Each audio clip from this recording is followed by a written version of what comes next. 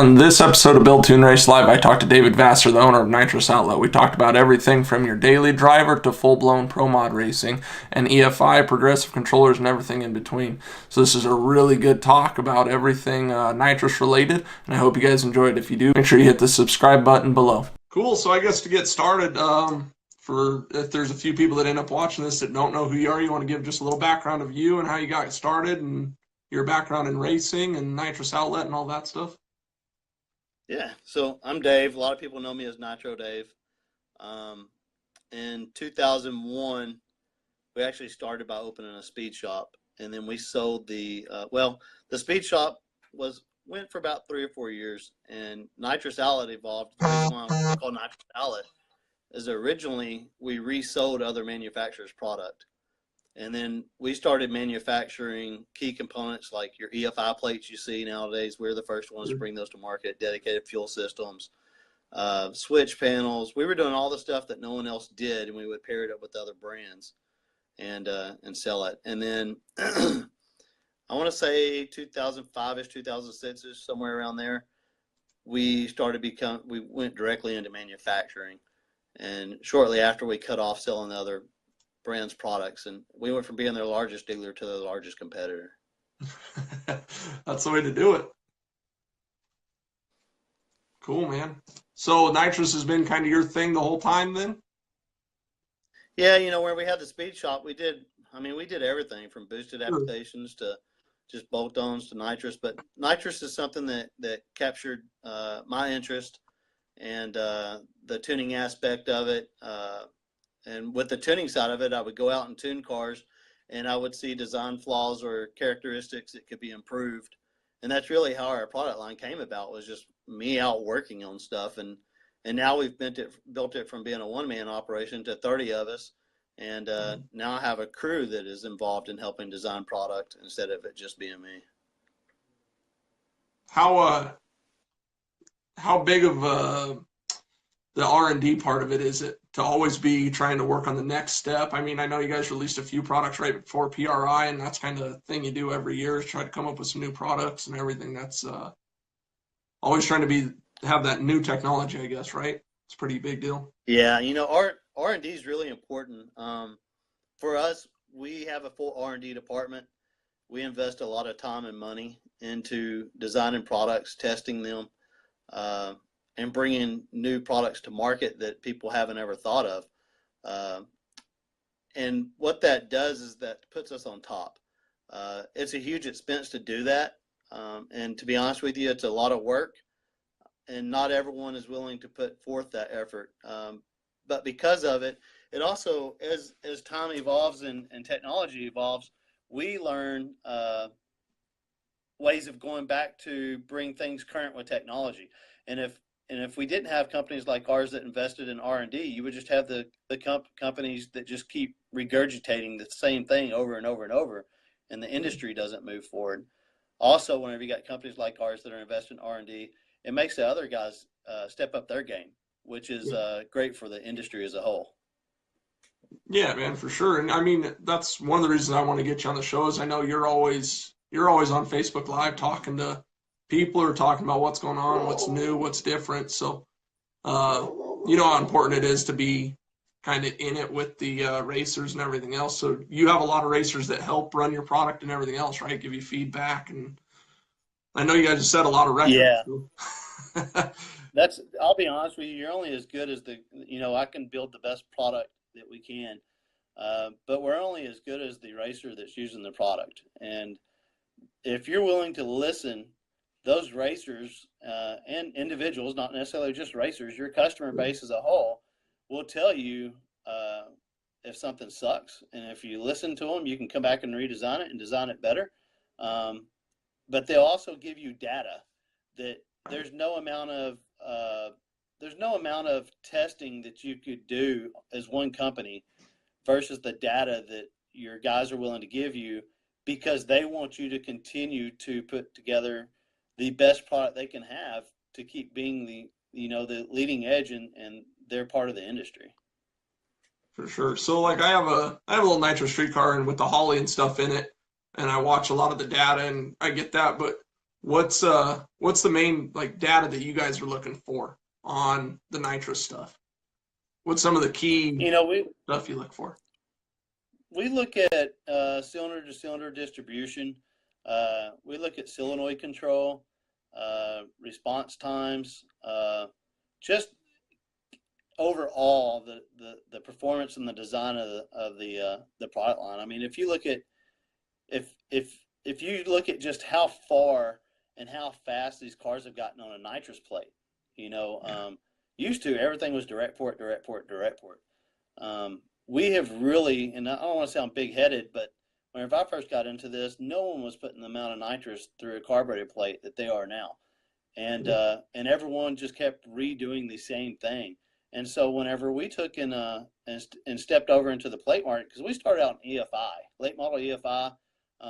You know, I started out as an LT1 guy, and then, you know, and that's old school LT1, not the new one. Sure. And then we went over into the LS platform. And what I've came to realize is before, you know, last year was the first year we really started organizing a marketing department. So the company just kind of followed where Dave went. And I'm all over the place. I'll have interest in doing top sportsman racing, and the next thing I'm over in small tire, and then I'm no prep. Well, what happened is I went from being a street car guy to going to the racetrack and getting data that way.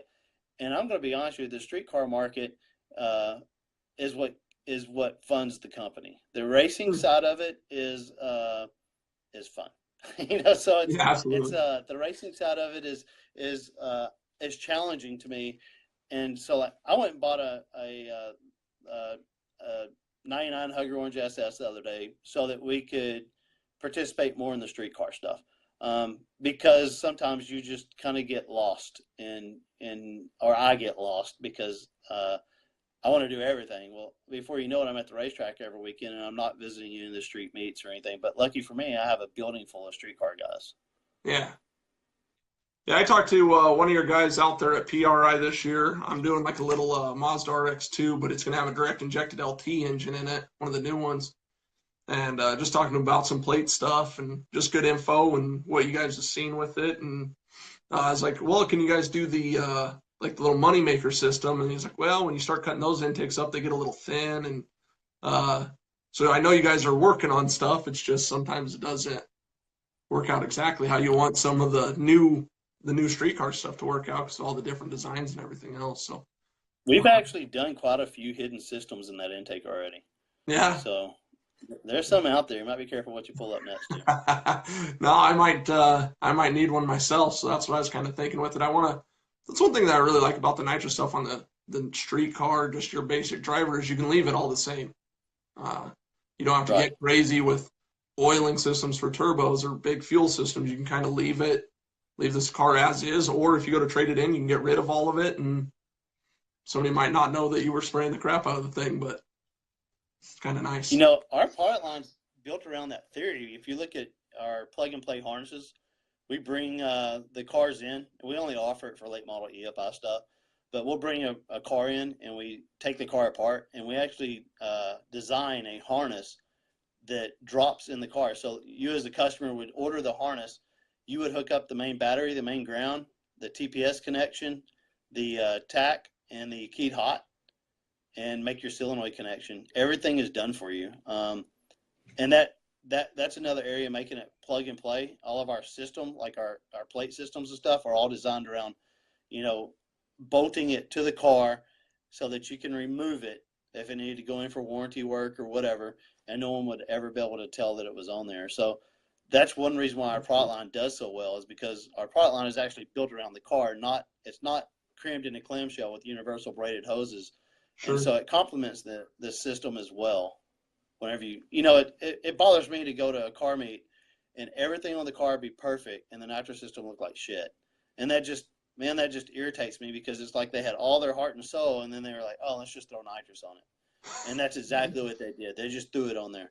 So one way that we've been able to control our product and make sure that whenever it's installed it looks well is by basically making it almost impossible for someone to screw it up.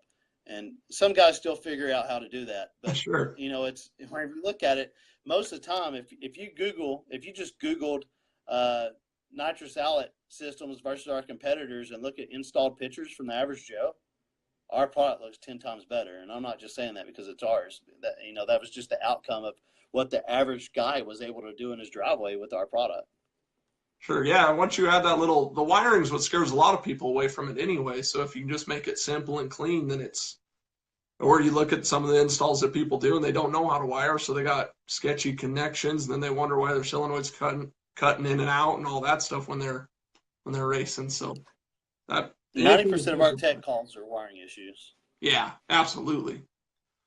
So what do you see for kind of that industry? Do you see anything, or what are you guys working on that's kind of cool or different, the LT stuff or the new Coyote stuff, or what have you seen that's really cool? Yeah, you know, we went through some growing pains, and the truth is just getting enough employees in place. We have the best crew we've ever had right now. We kind of stepped back last year from the R&D and just started really concentrating on just getting the company to run more efficiently. And it's like building a house on a rocky foundation. And that's what we did, because the company started with me having no clue business-wise what I was doing. I was just a car guy that thought, man, you know what'll be cool? Let's do this. And the entire company was built off of, you know what'll be cool. And over the last few years, I've been able to employ people smarter than I am at what we need done. And they've had to clean up my mess. That's the best way of putting it. So this year, we're finally back into the R&D stage. Last year, at the end of the year, we released the Kraken and the Tower of Power and our nitrous controller, the Pro Mats, and the Wind Mats. So we got into electronics. Fishing, you know, we're working on releasing a dual wideband. There's a lot of key components that are in the R&D process right now. We switched everything over to aluminum solenoids, which we call our Pro Mod solenoids. Our entire product line is switching to that. We've invested a year of testing those before we ever even told the market they were coming. And we were putting them on big race applications just to beat them up and see if they would have any failure issues. And we never had, not a one. We've invested a lot of time in solenoid design and testing. Electronics are really big from us right now. The Stinger 4 was just finished, which is back over into the carbureted race market. There's a ton of things going on, but the biggest thing that I'm really excited about right now is just being able to start bringing new cars in and tearing them apart again. Sure. And then, you know, the what's great about that is I had a buddy tell me one time, he said, Dave, you are awesome at designing product and creating a product that works. You are terrible at marketing it. So I would create something and then I would finish it, right? And it would go on the shelf, and then I'd be like, oh, you know what? I got another idea. And I'd run over there and start that. And then all of a sudden you have 10 or 15 products that is awesome, but no one knows anything about it. And so the instructions were terrible. It was just, you know, it was just me. Now we have this crew to where we can design the product. We got a marketing department that can write the instructions, take the pictures. We hired a video guy at the end of the last year so he can help market it.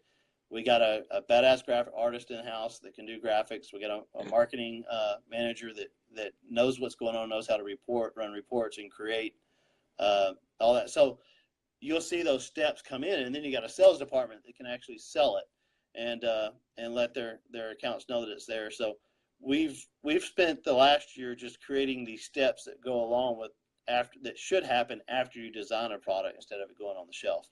And that's what we're moving towards now. Sure.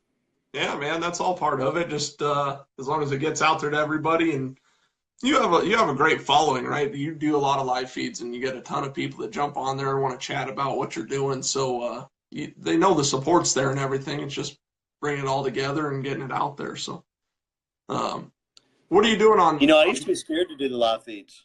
Like this right here, this interview.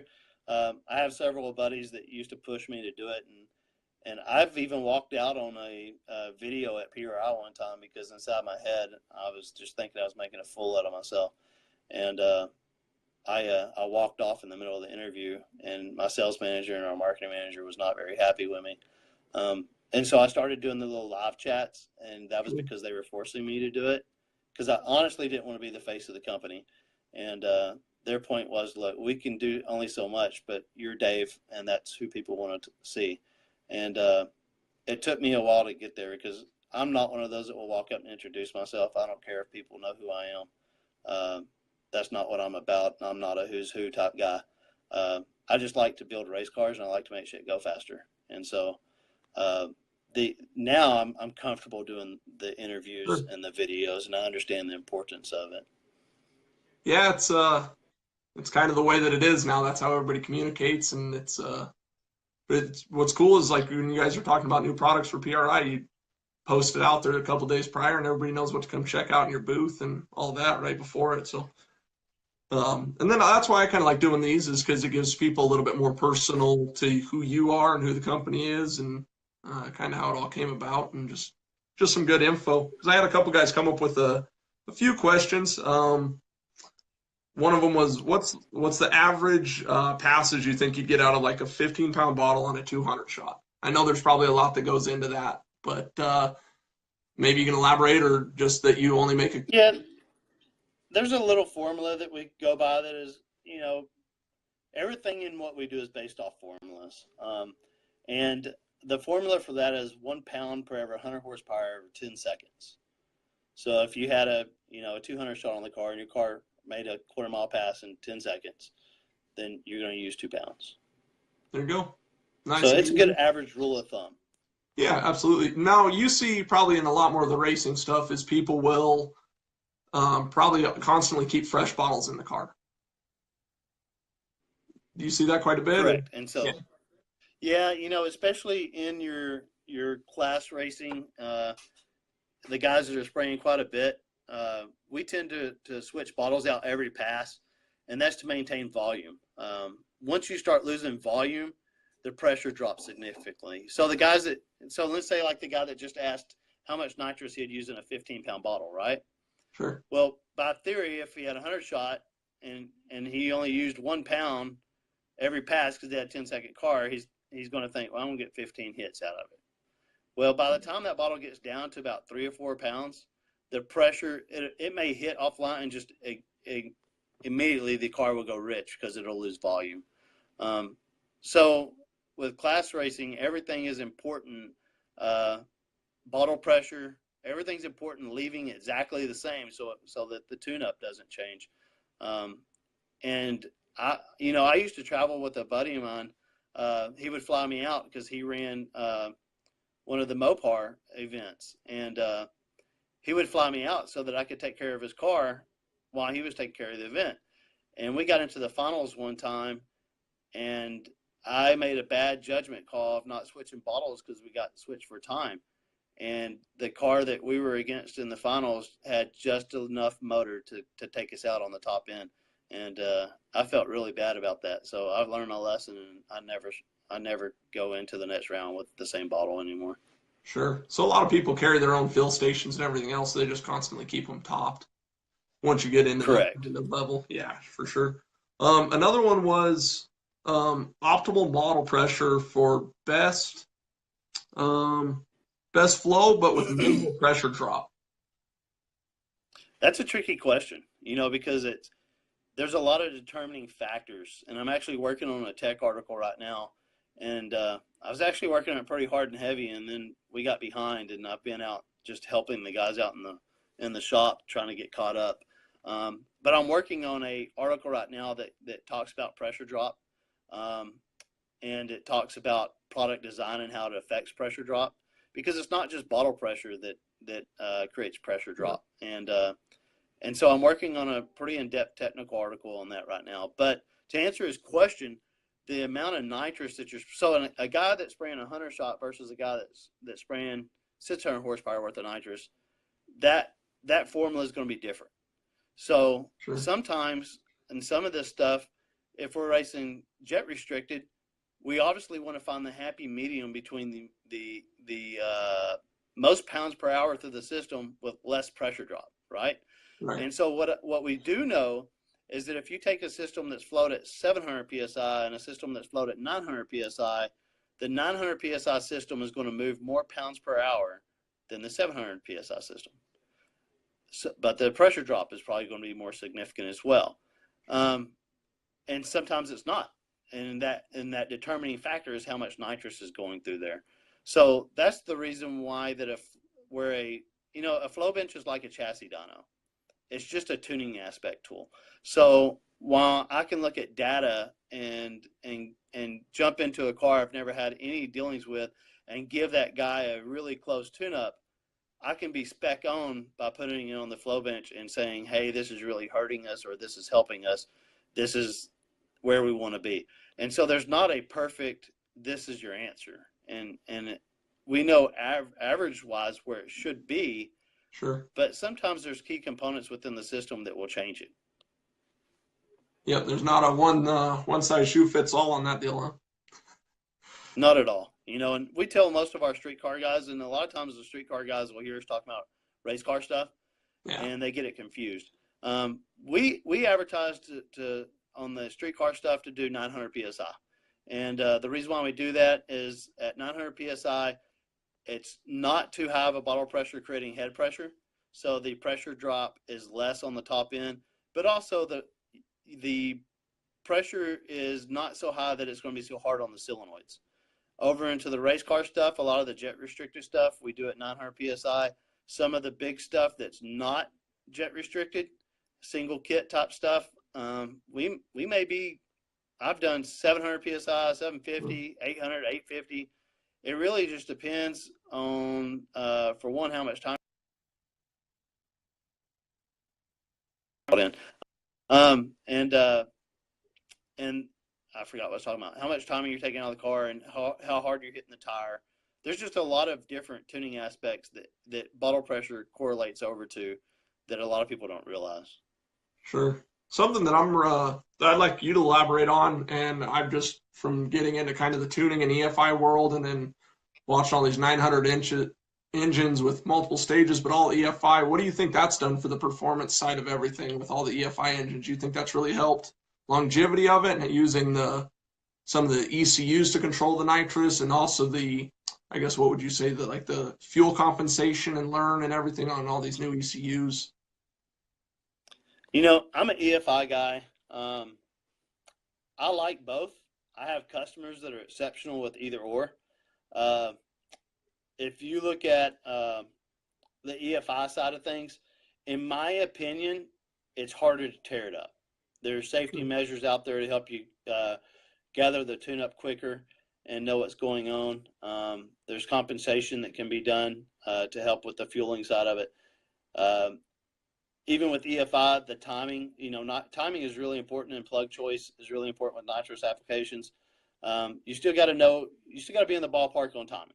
Sure. But the ECU can compensate on the air fuel side of it. You always hear which one's faster, and there's not an answer there, because if you look at Kenny Hubbard, he's been dominated the X275 nitrous stuff with his carbureted application. Yeah. He knows the tune-ups very well. If you look over at in Radio versus the World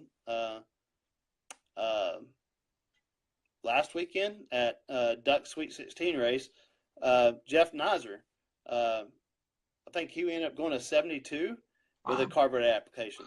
But then Jamie Hancock came behind with a Fuel Tech EFI setup, and so Jeff set a record, and then Jamie took it from him. So for us, that was awesome, because two nitrous outlet cars in the same weekend was just showing that they got what's going on. And Jamie put, I think it was a 68, so Jamie put his cars in the sixes. That's the first nitrous outlet car in the sixes. And he's got an EFI setup. So I think that everybody has their areas that they shine at. I hit something on my phone. There we are. Sorry. Oh, people quit calling me. So if you look at that, I think it's easy to say that while we say that with EFI you have a less chance of messing it up, there's a learning curve there, and you have to be invested into learning. There's a bigger learning curve there, and the problem with some people is that they want to pay people to tune their cars and not learn. And right. If you're running something, it's best that you know your application. It doesn't necessarily mean you have to tune it. You just need to be learning as you're going along if you want to be successful. Yeah, understand what the plug should or shouldn't look like and what you're shooting for, not just, well, he's taking care of it and just completely forget about the rest. Yeah, I see. Right. You got to understand the changes that need to be made, and and at the same time, unless you have a tuner that goes with you to every race, and that's his job. Because some of these teams legitimately have a crew chief and they have a tuner and they have this and they got it together. Now the average Joe that's paying somebody to help him over the phone and he's not trying to learn, eventually that's going to catch up with him. Yeah, I agree 100%. Do you see a lot more of that coming to where some of those race teams will start learning it more, or do you see more tuners being needed to support all the racers in the future? I see both.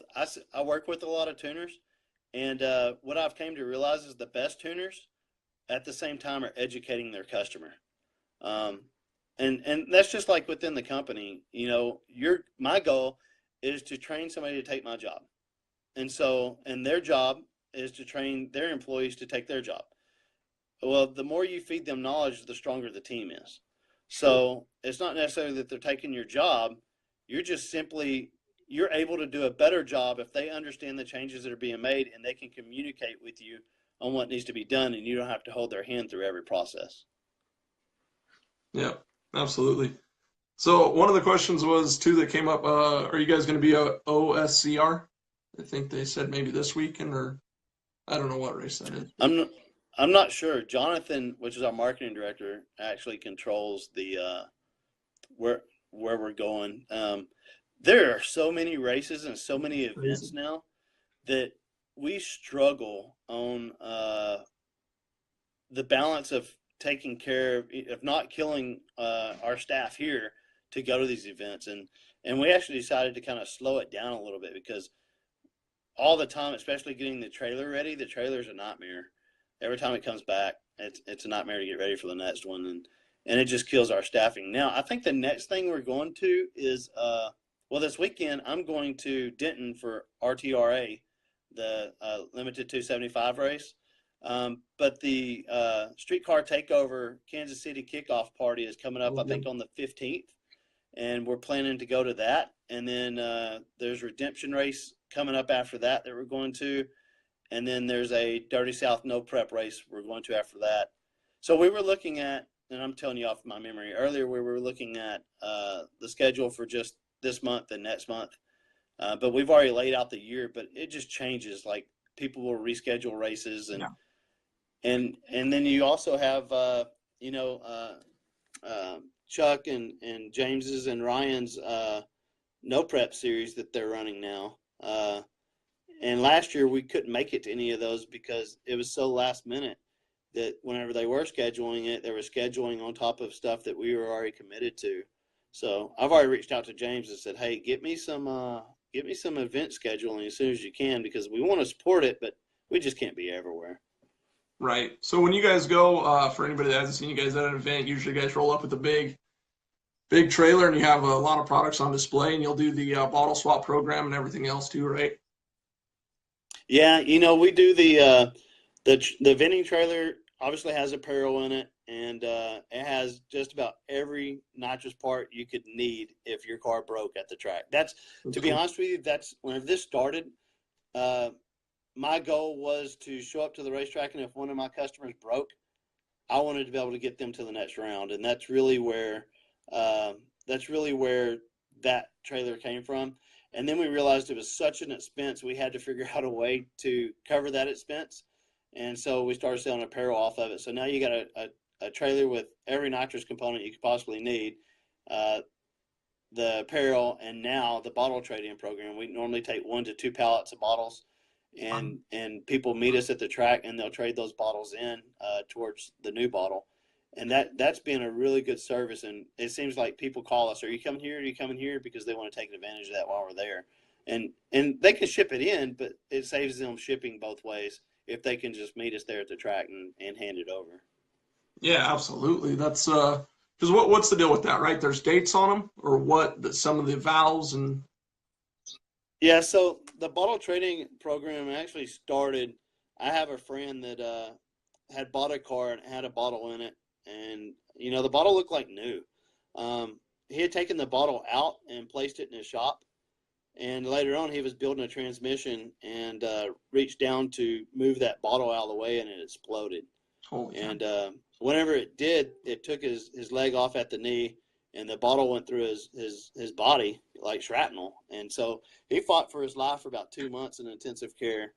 And whenever that happened, it really just didn't sit with me well, because the industry as a whole got really quiet, because no manufacturer wants to lose sales because of somebody being scared that something could happen, right? Sure. But what they were missing out on is the opportunity to educate people. It turned out that bottle was 15 years out of certification date. Wow. It was in a Camaro, so it was probably in a hatch, and it probably had sun going through the glass on it a lot of its life, and that's like a magnifying glass, and it just creates hot spots. Well, what DOT had came up with is the sidewall in that bottle was weak, and so it was just a time bomb sitting there. What a lot of people don't realize is that scuba diving tanks and everything else is the same way. And if you think about the abuse that these racers put these nitrous bottles through, you wouldn't do that to a scuba tank and then strap it to your back. Yeah, no. But for some reason, racers take for granted the power that's sitting in that bottle. And so we wanted to educate people. And so we started educating people that how to look. And there's a video on our YouTube page of how to look at your bottle and look at the crown markings and determine what year it was made. Aluminum bottles are good for 5 years after the manufacturing date, and carbons are for 3 years. Now, that doesn't mean the bottle's trash. That just means it needs to go get rechecked. And you can go to like we have a place, which is a paintball shop that does it here, like a block up the street, and it's $25 to have the bottle recertified. So they put it in this big pressure tank, and they pressurize it, and they're looking for any expansion. And if it expands, the bottle fails. And if it doesn't, then it passes. Well, you guys that don't have a paintball shop, you can go to a place like A1 Fire and Security. Anybody that does like fire extinguishers and stuff like that, they can test these. But then some people have bottles that are just beat to hell. They've been torched, and the bottle valves are just terrible. And so what we do is we give them $100 for that bottle to go towards the purchase of a new bottle. A new bottle is about $230 for a 10-pound and $290 for a 15-pound. And so we will give them $100 credit, and then we take that bottle and we cut it in half and take it to scrap. So now, once that happens, that bottle is out of certification. And the reason why this program is so great is because racers, they've invested in that product. So they want to recoup some money. We don't want them selling it to somebody else, because somebody's eventually going to die. And so what we want to do is we want to take that and just remove it from circulation completely and cut it up. And we give the racer a way out without losing their entire investment.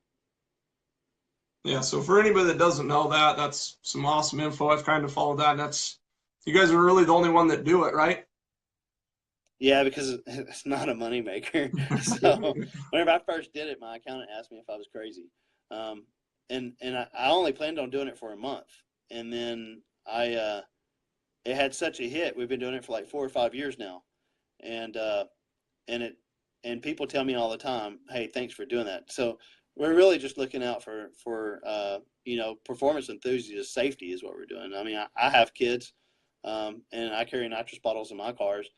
I won't even show up and tune a car. I tell people if I'm going to help them, if your bottle's torched, I'm not going to help you. And so I don't put myself in that situation. I wouldn't want to put my kids in that situation. And a lot of us have kids, and a lot of us have street cars with these things in it. You need to take in consideration that your bad decision could greatly affect someone else's life. Yeah, absolutely. Is that what you see is probably the most detrimental to any bottles, heating it with like a torch or whatever, doing it quick?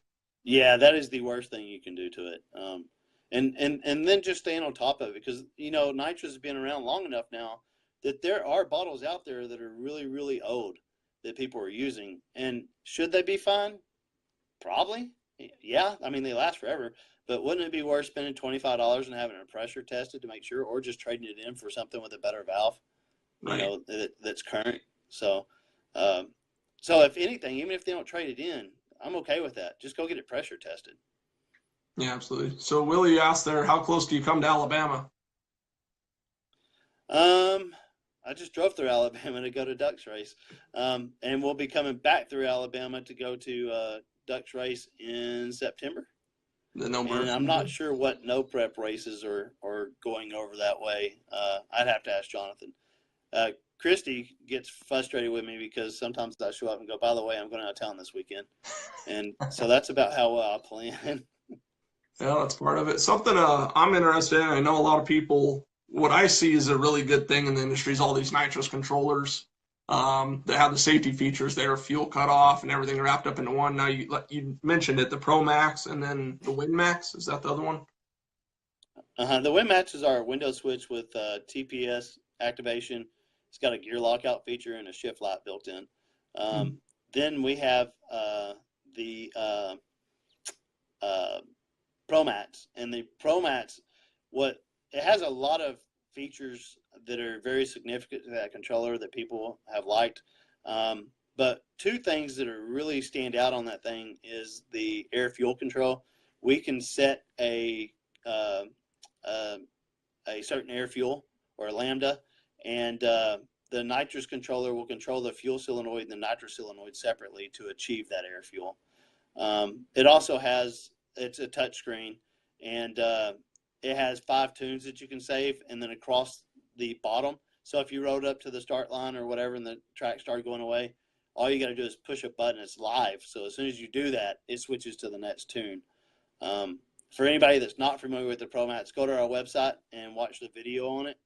Check the instructions. We spent a month writing instructions on that thing. The instructions, I promise you, are the best instructions you'll find for anything. Yeah, those things, the little controllers like that make the world of difference. I think that's the perfect like in between carbureted and EFI that you can kind of get that helps those people have a little bit of safety. It's not the cheapest setup, but it's definitely worth it when you save a whole engine because of the lean cutoff and all that stuff in it. Yeah, it's got so many. I mean, it's got, like, instead of using a fuel pressure safety switch, it has it's a data logger too. So it has the nitrous pressure and the fuel pressure, and you can set thresholds where if it goes above this or below this, shut it off. It has a lot of features involved that make it very user friendly to keep you from tearing up the car. Yeah, absolutely. Troy asks, is it bad to use leaded fuel with wet nitrous systems or wet nitrous shot? No, I mean, that's pretty common. Most of your race car stuff is leaded race gas, so you'll be fine. Now, on late model EFI stuff, if you still have the O2 sensors and you're running straight leaded gas, it'll kill the O2 sensors. So keep that in mind. Sure. There's a couple of guys that I know that have set up some systems. They like to run the like pump gas in the one and then like C16 in a standalone. So that seems to work really well. Yeah, those dedicated, there's a couple of companies make them now, but we started it. And we always, I was a street car guy first, and I would always run C16 and the dedicated. It does bump up the overall octane a tad bit. There's no formula. I've seen people advertise you don't have to remove as much timing, and that's terrible, terrible information. Yeah. Because there's no, okay, this amount of octane, this amount of timing is not. So to tell somebody that if they run race gas, they don't have to remove timing is a terrible idea. But it does bump up their overall octane a little bit, and also such a minute, you're using such a minute amount of the leaded race gas whenever you're injecting it through the dedicated fuel system that it will not hurt your O2 sensors. Sure. Derek was asking, actually, it's a buddy that I know. He's putting it's an LS with a Holley EFI. Then he says, does he need any different controller? But I'm pretty sure the Holley has everything in there for controlling it for the most part. Yeah. Both my vehicles have Holley EFIs on them. And I wish I could say that you still needed our nitrous controller. But neither one of mine. My truck has our nitrous controller on it, but it's a stock ECU. The Holley has all the nitrous control you need. And then there's one other. Oh, what do you guys have to compete with the Edelbrock nitrous controller? And that would be your Win Max or your Pro Max. I mean, right? You have other ones, other controllers too, or is that kind of the go-to now? No, that's definitely the go-to. The Edelbrock makes a progress controller, and I think that's what he's talking about. Craig, go check out the features on the Pro Mats, and you can make that judgment call for yourself. I think you'll look at the Pro Mats, and it can answer itself. Dave said, can you tell us the basic process of creating a tune for a car, pulling timing, fuel pressure, when to add each back in without going too much into detail? Like maybe basic You know, process of tuning in nitrous on a car? yeah, it really starts with knowing your platform. Um, every motor responds different. The LS3, LS7, it's pretty comparable to a small block Ford. Your big block Chevy, big block Ford is going to have different timing windows than your small blocks. So it's really about knowing the platforming, knowing the area to start. I tune by pounds per hour, and a lot of people, your average street car guy, we kind of know where it needs to be, but whenever you get into a lot of nitrous, and people say 300 horsepower, 400 horsepower. Well, that's all is a formula based off of something, and the only thing that never changes is pounds per hour, and that's where the flow bench comes into effect, because changing fittings and changing different things will affect that. So some of these guys where we're actually spraying a lot of nitrous, they will spend the extra money to have the system flowed, so that we have a closer baseline of knowing where the timing needs to be based off of that. I wish I could tell you, like your average street car stuff, assuming that they don't have it over timed on motor. You always hear that 2 degrees per 50. That's great for 150, 200, sometimes even 300 horsepower on an average street car, if they don't have it over tuned on motor, or over timed. You get over into some that's spraying 1,000, 1,500 horsepower, all that's out the window. Sure. And while you can have an idea of where it needs to be on timing, cam design, head design, all that stuff will come into play. Compression, fuel, spark plug, all that stuff comes into play with where the timing needs to start at and where it's at. So sometimes you just have to, we call it picking at it. You just got to pick at the tune up until you get there. So, but you want to creep up on it. The guys that normally tear it up is the guys that have really no clue what they're doing, and they go out there and just swing at the fits. They're going to tear it up. It's not, I tell people all the time, and my staff is trained here. We get people calling here and they're being a bonehead, and we just flat out tell them, you're going to blow this car up. And they'll stutter for a minute and stand back, and then they'll listen. But it's a very common practice for us just to tell them straight up, you're going to blow this car up. And we've even told people, look, running nitrous is not something you need to do. You need to stay NA.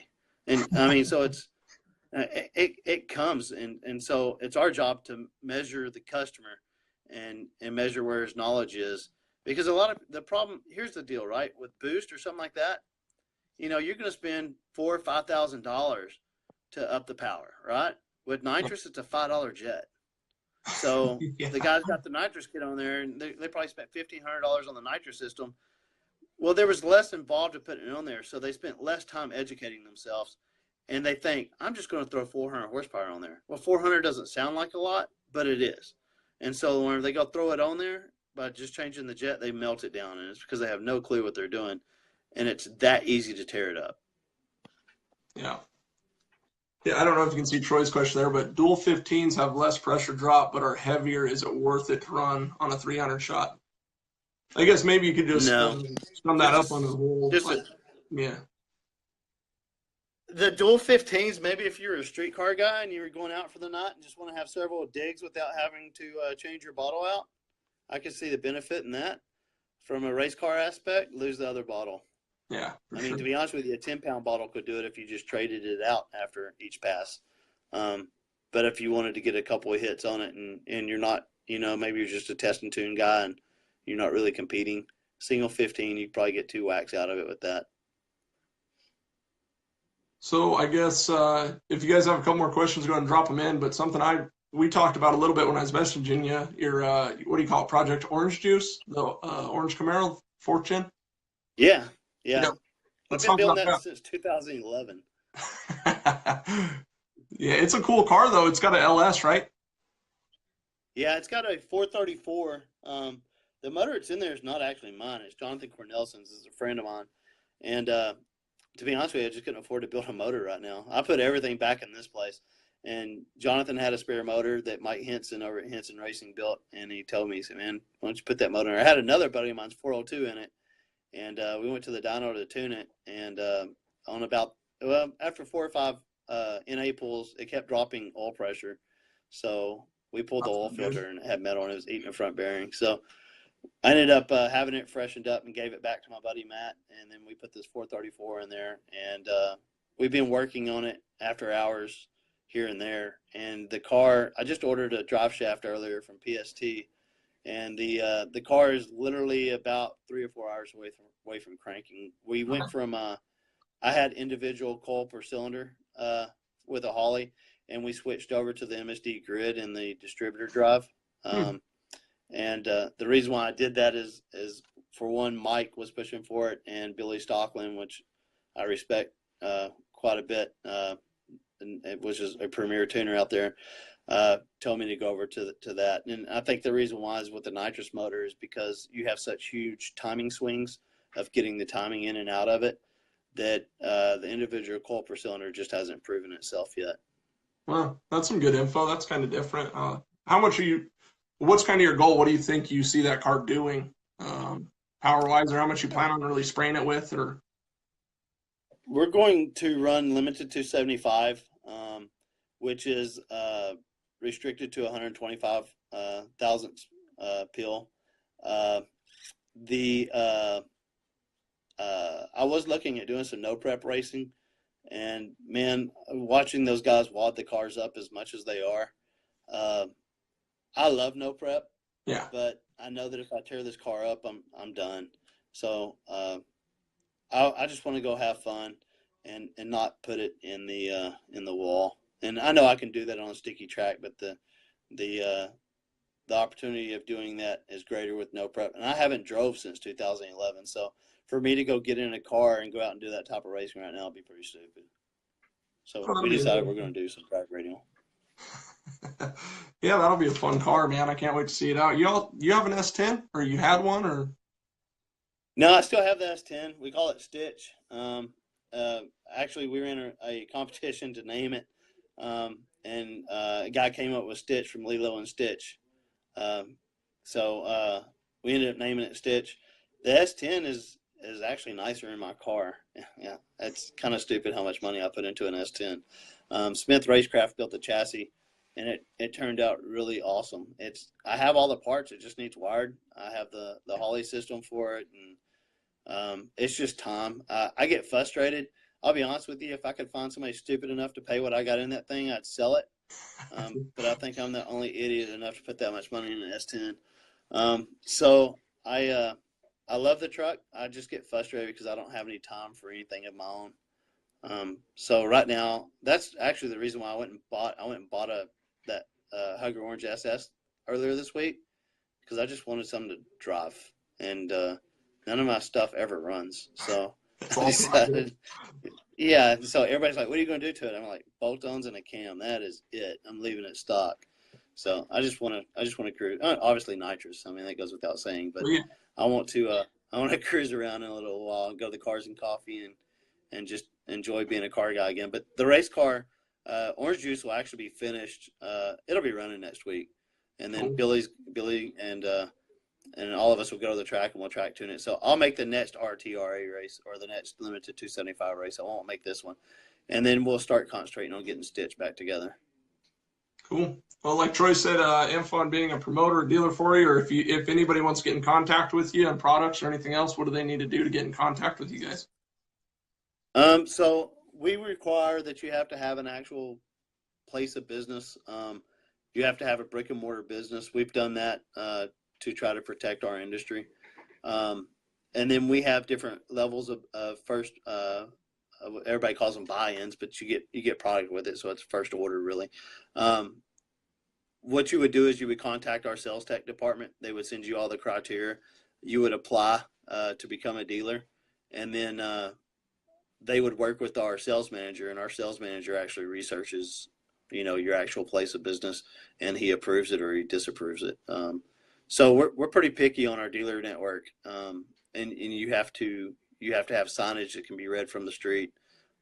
So there are things that we do there to protect our dealer network, and I'm hoping that other manufacturers will do the same.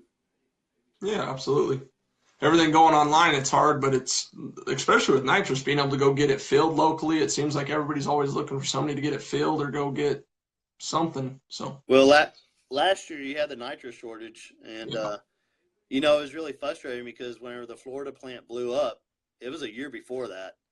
And I'll be honest with you, if we weren't on top of that and watching that, as top heavy as we are, because we do so much custom stuff here, there's not another nitrous company out there that has 30 employees. And so that means we're very top heavy. And if we watch the market very carefully, and if we weren't watching that, we would have been in trouble. So we were trimming back, we were cutting expenses. You know, we were the title sponsor for Streetcar Takeover forever, and I had to call Justin and Keith and be like, "Hey, man, I got to pull back on some of this stuff, and we got to start building some bank account because we're going to be in trouble if people don't respond to this." And I knew it. And guess what? The end of last quarter, the third quarter of last year, I got my breath knocked out of me. And if we wouldn't have been on top of that, I would have had to lay employees off. But instead, since we were on top of it, we didn't have to lay any employees off. Instead, we just kept trucking like nothing ever happened. And thank God the market started coming back. heck yeah.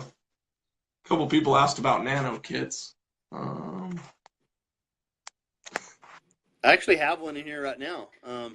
So Nano definitely has a purpose. It's great for, especially for streetcar applications.